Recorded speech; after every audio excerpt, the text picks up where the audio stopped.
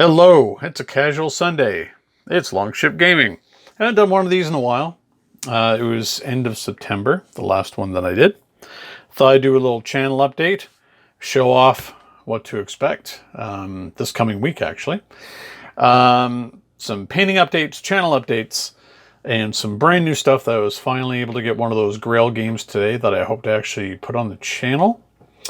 I think I can fit it in the area that I have to do it. I do have some plans for the new year for better camera quality and a better spot to be able to do larger games and more involved games. But that said, channel update. So we've crossed 200 subs. So I'm not going to make, specifically make videos on the number of subs we've gotten, but it's well over 200 now, and it just keeps growing and growing at a pretty steady pace. And I just want to thank everybody who have subscribed and commented and liked and even maybe shared with their friends what I've been doing on the channel. It's been a lot of fun. I have no intention of stopping anytime soon. So yeah, as I said, we crossed over 200 subs.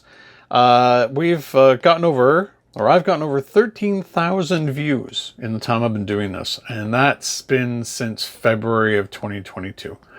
So we're coming up for a few more months and we'll be at a year. And I plan to continue on with this until, well, I don't think I'm going to get tired of it. It's actually really fun to do. So again, one thing I wanted to point out, I do have a disclaimer in the Champions videos for a reason, which is, if you notice that I've made a mistake, please let me know.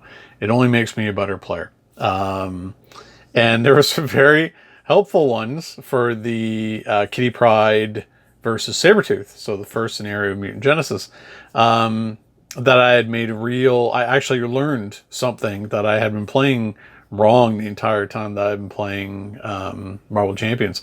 I made the scenario much harder on myself than it needed to be. So at least, I cheated against myself. So go and have a look search up that one. It was a great game. I really enjoyed it. But man, it would have been over a lot faster had I not played on hard mode. I had promised in the past that I was going to do more videos for other things like science fiction games and so on. I still 100% plan to do that. It's just that life got in the way. So with a full-time job and a family and various life circumstances, it just wasn't possible to do more than just manage my, Monday is Marvel Champions Day, once a week tenor going forward. So that's always going to be a constant for sure. But I do want to do more because there's so many more games out there. It's just a matter of finding the time. I think that going forward, I'm actually going to have that time to do it. I just need a quiet house.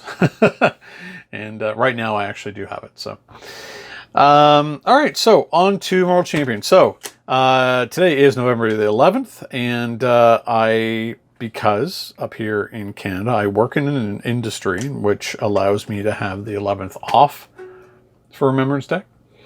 So for the first time ever, I was actually able to go down to 401 and pick up Wolverine Storm and Mojo on release day.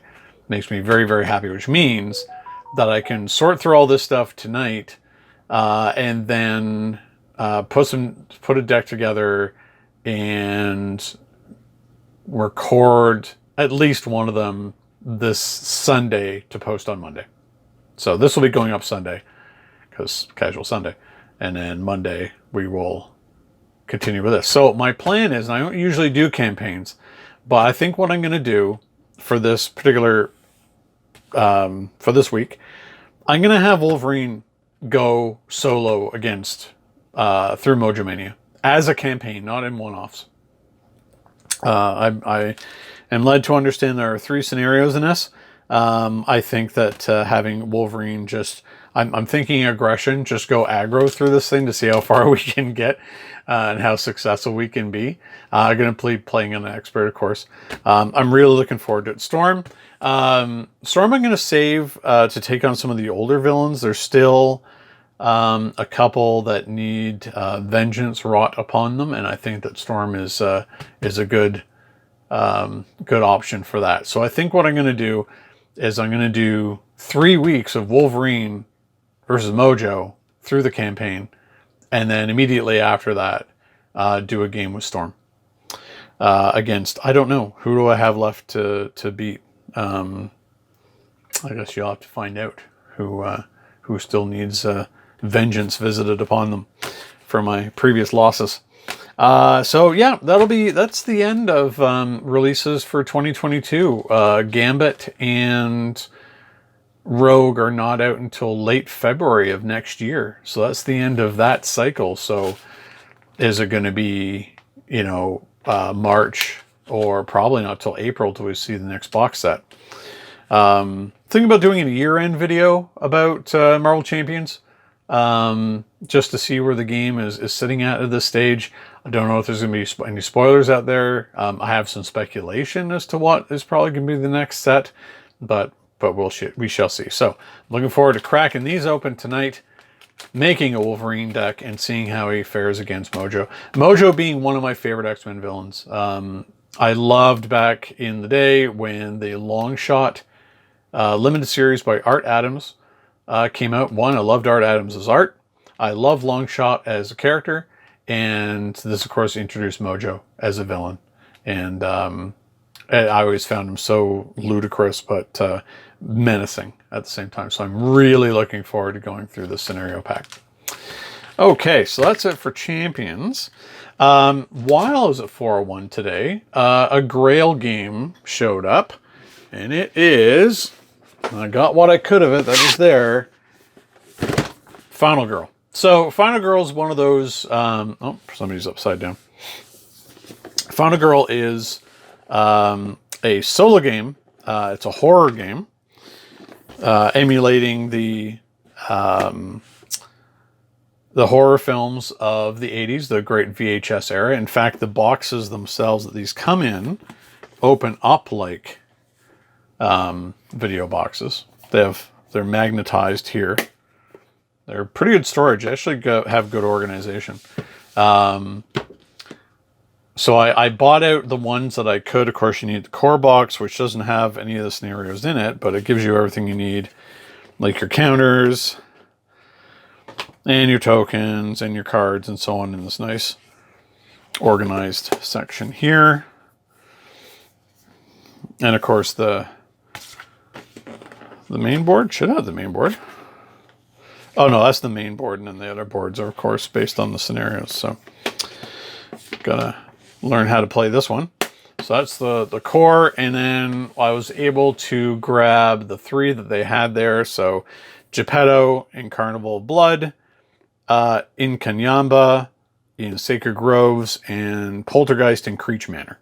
So, and each one of these has, one villain, one map, and 2 Final Girls. Names of which I have no idea. So I'm really looking forward to getting stuck into this one. It has almost, from what I've seen, universal praise. This thing was not available for a long time. So I can safely say, if you're interested in this genre, if you're interested in solo gaming at all, this one is going to be a real blast. So I do want to get this onto the channel as soon as possible. I have to learn it, do some test games. And I think it'll take a slot in the schedule that hasn't been filled up before. So I think that's going to be Terror Tuesdays. And my plan is to play through each one of these scenarios. And if I really, really love it, then I'm going to pick up the remainder of the ones when I can, because when I went to the store, these were the only 3 that they had, and they were very low on both Geppetto and Poltergeist. So getting a hold of these may be tough, but at least the print came back in. And then, of course, there's going to be a whole season 2 version of this. And I will say they're not terribly expensive. So the core box is under $20, and each one of these is about $20. And there's a lot of replayability from what I've seen. So I'm really looking forward to getting into this one. So Other than that, so my last, I always do a little painting update. So it was a month and a bit ago, longer than that, month and a half or more.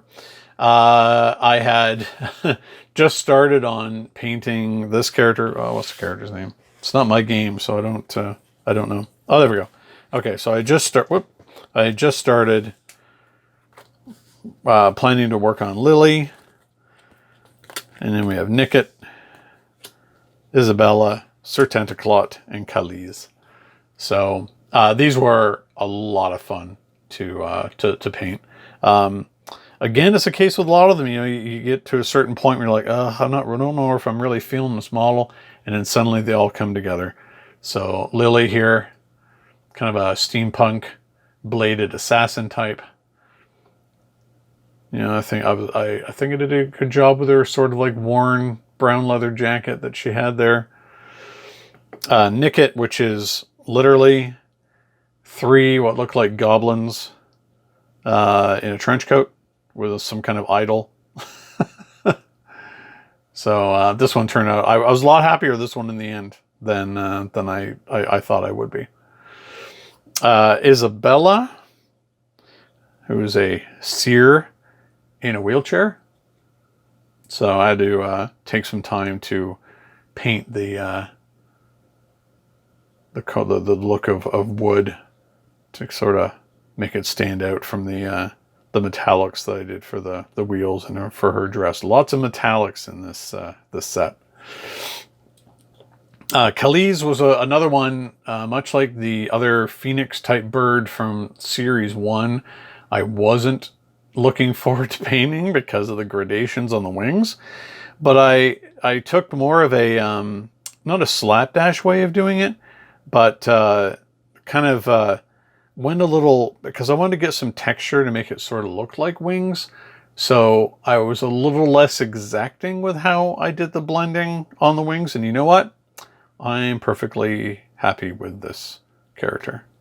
I think the blue really pops against the gold for this one. And then lastly, my favorite one so far, Sir Tentaclot, who appears to be 1 or 2 squids or octopi or something in a suit of armor. This guy took way longer than I thought, because I thought he was going to be mostly metallics, but man, working on shading all these suckers and doing the stripes on the tentacles and so on, that was tough, but it was fun. So I only have 3 more from this set left to do, and then my work is my commission is done. And in this time, actually, I painted a whole other army for another game called Bot Wars. Unfortunately, I finished it and handed it off to my friend Rob, who gave them to me. I'm going to eventually keep them for myself. And I'll link to Bot Wars below. Actually, it's probably better if I link to my friend Rob goes off to play with Ash, who of Guerrilla Miniatures Games. I'll link to his channel. He's got some botware content on there. If you were a fan of G.I. Joe, well, mostly Transformers, G.I. Joe, Mask, that sort of thing. There's an entire miniatures game by a company out of Australia called Traders Galaxy that is a riff on that sort of thing. So I painted up a couple of Transformers-like evil robots and a whole bunch of stone golems that they animate. But that's been handed off.